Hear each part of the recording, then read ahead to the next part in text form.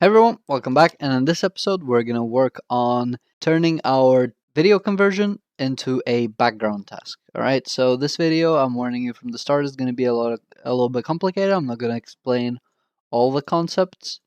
I will touch on them briefly, but you have all the capabilities and resources. There's a lot of information about this online, but nevertheless, let's go ahead and get started. I'm going to create a new folder and I'm going to dedicate this folder to background tasks. Okay, all the links to these resources is going to be in the description. I'm going to try to leave as much as information as possible. I will skim over briefly again. So the way to approach this is we need to create some kind of a queue where we can basically queue these tasks, right? Since there can be multiple users trying to trim their video, and since this process is going to be output to another thread, we need to basically do this in a controlled manner. So what we're going to do is we are going to create a background queue, all right? And let me create an interface. So it will be a little bit easier to use it from the dependency injection container. I'll just copy the name here and I will create an interface, right? So the first thing I want to do is I just want to create a void queue task. So I'm just going to queue some sort of a task here. And this task is going to be a function, okay? So I'm going to say func. I'm going to be passing a cancellation token. System.threading, and I'm going to be returning a task, right? So this is going to be essentially an asynchronous function, okay? And let's just call this a task, okay? So we're going to be passing a task to our queueTask function. And the next thing is we want to take this function and we're going to return a task with this function. And we're going to just call this pop queue.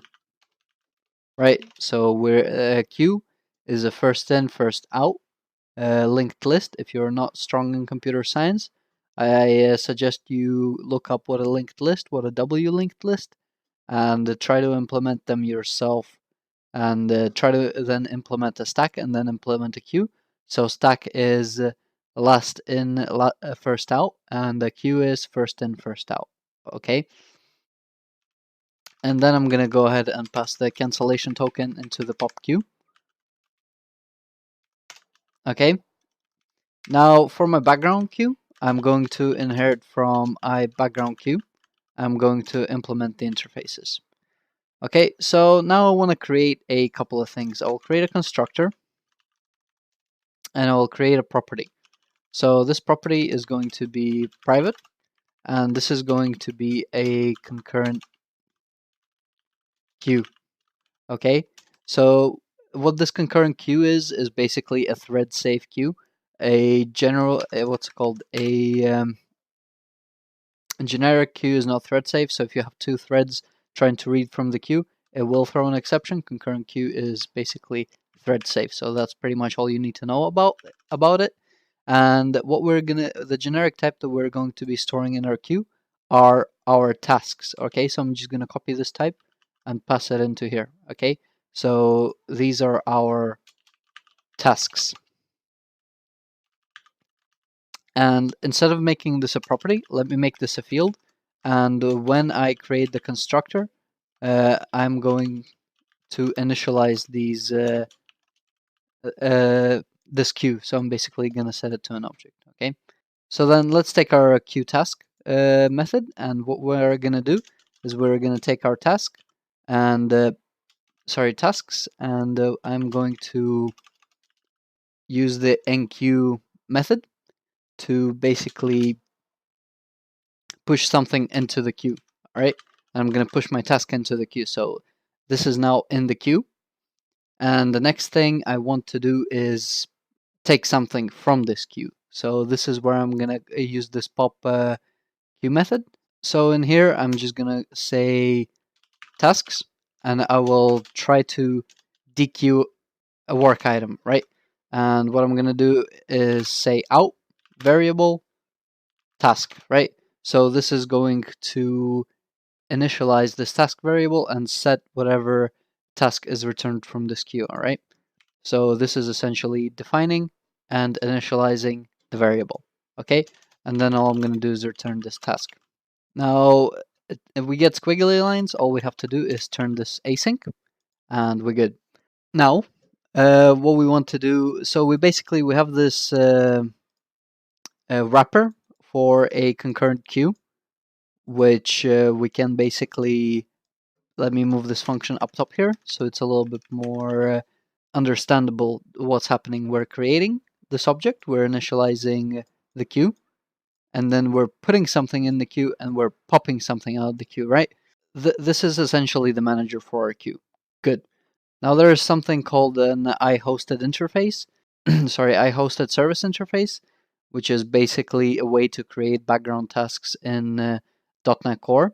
We are going to be using a derivative of that, which is called background service, to create a service that is going to automatically try to basically consume this interface and try to execute whatever is in our task, okay? So let's create a queue service.cs, right? And we're going to be inheriting from background service, right? So it's coming from Microsoft Extensions Hosting.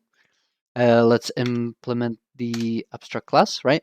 And instantly I'm just going to go ahead and make this asynchronous. Now what this is going to do is in the background, it's going to try to execute this, and it will do it once, right? So what I will do is I'll just say, I'll create a while loop, and this while loop will essentially say, right, this stopping token, if the cancellation has been requested, then we want to stop. So all I want to do is basically say equals false, right? So if the cancellation request hasn't been requested, keep doing this task, okay? So then I'm going to create a constructor. I'm going to take my background queue, and I'm just going to initialize this variable globally, okay? So now that I have this global background queue, what I can do is basically say, take my task from this queue, I'm just gonna pop it, right? I'm just gonna try to pop something off the queue. I'm gonna pass the stopping token into here, and since this is an asynchronous operation, I will need to call await. Okay, so now that I have my a loop here, so you can imagine when the program starts up, this is instantly going to run, and it's going to keep looping, and it's going to keep looping instantly. And what will happen is it will keep triggering this method and will keep trying to dequeue, right? And there is nothing to basically pop or basically get something from the queue. So it will instantly crash, right? So what we want to do is we want to somehow give it a signal, or basically something to indicate that there are items in the queue and that we should await for it. Well, there's an object, it's called Simomorph, right? And we're going to use the Slim implementation of that. So Simomorph Slim, and let's call this signal. And let me close this off here, and in the constructor, I'll take my signal, and let me actually rename this to big S. And I'll just say new signal, new Simomorph Slim. And this has two constructors, so the initial count and max count. So this count represents counts of threads, and the max count is the maximum amount of threads that can be created in a pool. Don't get confused with that. That won't matter ultimately. We're just going to set it to 0. And what we want to do is when we go into the execute async method, when it hits this, what is going to happen is it will hit this pop queue function and it will await it, right? So what happens is there is a state machine inside of there, and that state machine returns control. So we'll hit this popq function, and we'll hit popq here. And what we want to do is we want to take signal, and we want to wait async, right? And this accepts a cancellation token. So we're going to pass our cancellation token. So if we ever want to stop this task, we just call it, and it stops waiting, and everything exits. And we want to wait here, okay? So what happens? We start here. We enter this popq. We hit the await as async, and we await it. So the control now is returned to the thread, and the rest of our application is running while we're waiting. Well, what are we waiting for exactly? We are waiting for the signal to basically say, you can go. And we are going to do that right after we queue a task. Okay, so we take the signal and we say release. And that's it. So again, I'm going over this because a lot of this code is not the standard C# you use every single day. So again, when the application starts up, we go into here, we go into popq, and we go into wait async. All right. Well, shouldn't have jumped into that, but we go to await async and we wait. And then so this is going to be sort of kind of event-driven, observable type behavior. It's going to stay here, right? And it's going to wait, like in the bushes, like a tiger just waiting for its prey, right? And then when we are going to submit our video, we're going to put it in a function, in a task, and we are going to put it in a queue. So whenever there is something going into a queue, remember there can be multiple HTTP requests. They're going to come into the queue, and we're going to signal, and we're going to say, right, release. Like we're going to go convert, right? We're going to shout. And once we shout over here, the wait async is going to be like, right, I have a command, and basically this is where the statement completes. And this again takes over and is going to try to dequeue the task, and is going to complete it, and then is going to return the task. So once it returns the task here, we have this task here. Okay, so if we hover over it, we can see that it's a function. Now all we have to do, if it's a function, we have to call it, right? This task right here hasn't executed our function yet, so our conversion hasn't happened here yet. Okay, so what we have to do is we'll have to go call await task and pass in our stopping token into here. Okay, because remember that this task is a function. Right here, function that accepts a cancellation token and returns a task. Okay, so this is where the actual conversion happens. So it's going to await here. But meantime, because this is in a separate thread, we will still be able to browse our pages, etc. Okay, so hopefully that all makes sense. I will put breakpoints. I'll put a breakpoint here. I'll put a breakpoint here, here. So we can all see it happen in slow motion, if you will. So let's go ahead and add these to our startup class. I'm going to say service, add hosted service. So again, a hosted service is something very specific. I will leave a link. I'm not going to try to explain it. I'm going to take this queue service and I'm going to put it here. And now we forget about it. We forget it exists. All we need to know is that at the start of the application, it's going to trigger. And then we take our background queue. We create a service and we create a singleton. We pass in our interface and then we pass in our class. Brabushka. Okay, so that's there.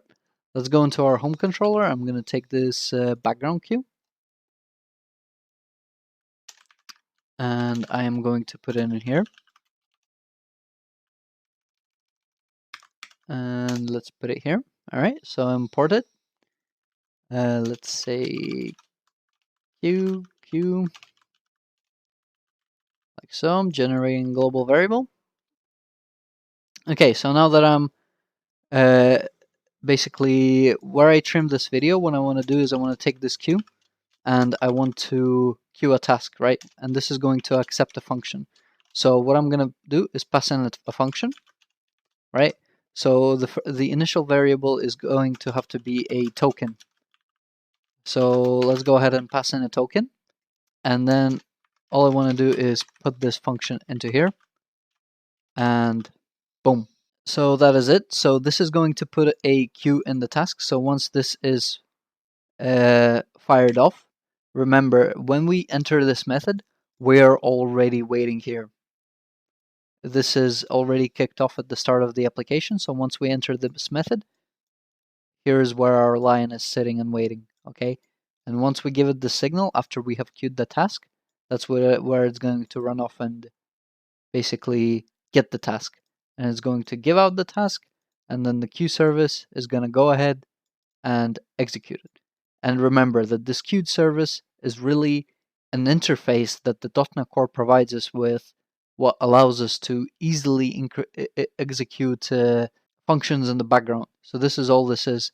So this setup here and here is basically a way to feed this background service that .NET Core provides. Okay, so let's go ahead and see this run. I'm actually going to go ahead and remove this asynchronous stuff here. And yeah, let's go. So here's my application started. So you can see the first breakpoint that we hit is inside the queue service.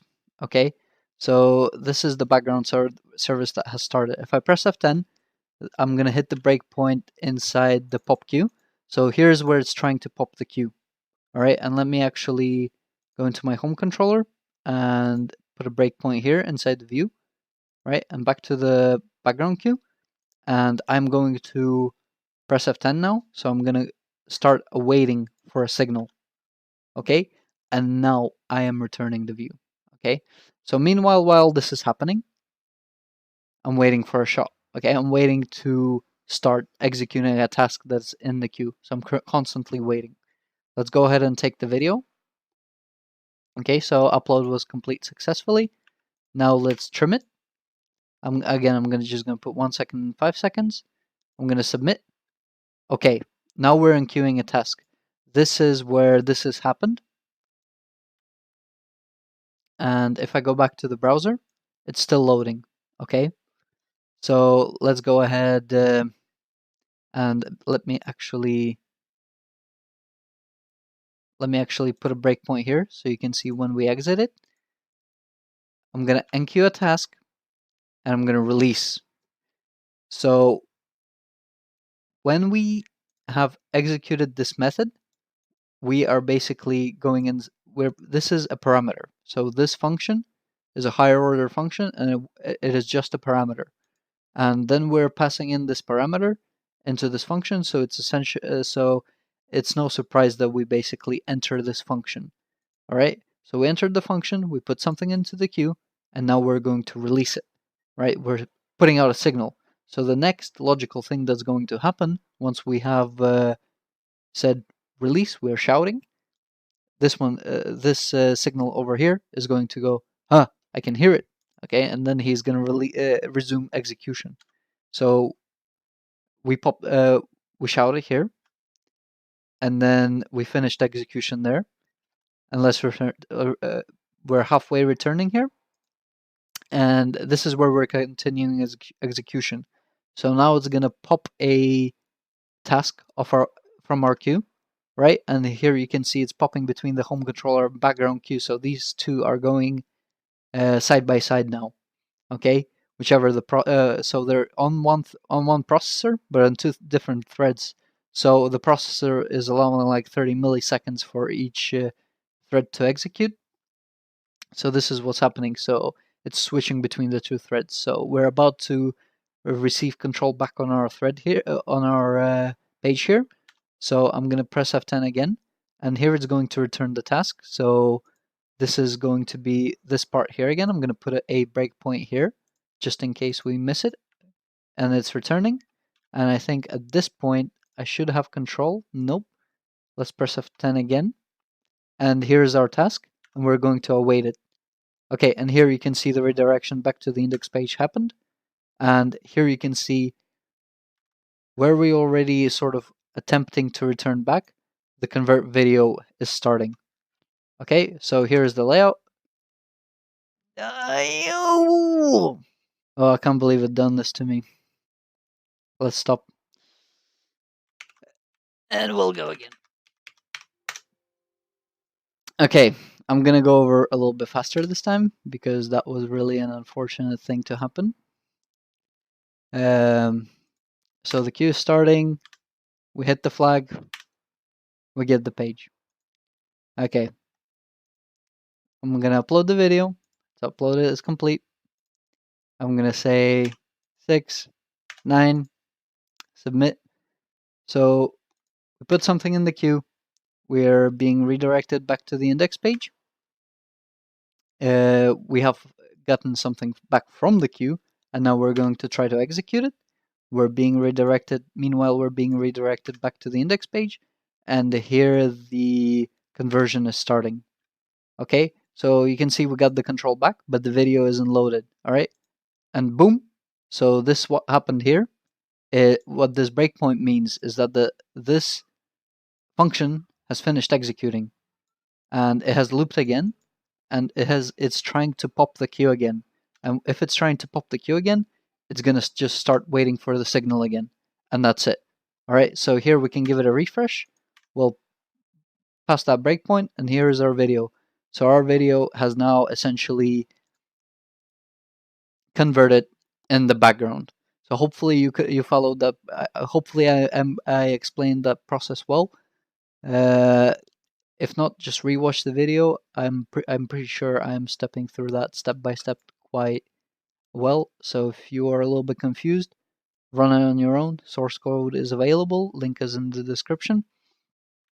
And that is essentially how you do background processing in .NET Core. There is also a very good, easy to use library called Hangfire. If you're ever in a situation where you want to use background tasks and you don't want to roll your own classes like these, use Hangfire. It's pretty good and reliable, and it's available for .NET and .NET Core. But this will essentially be it for this video. Hopefully you enjoyed it. Leave a like, subscribe, leave a comment if you have any questions. I'll try to answer them. Thanks for watching, and have a good day.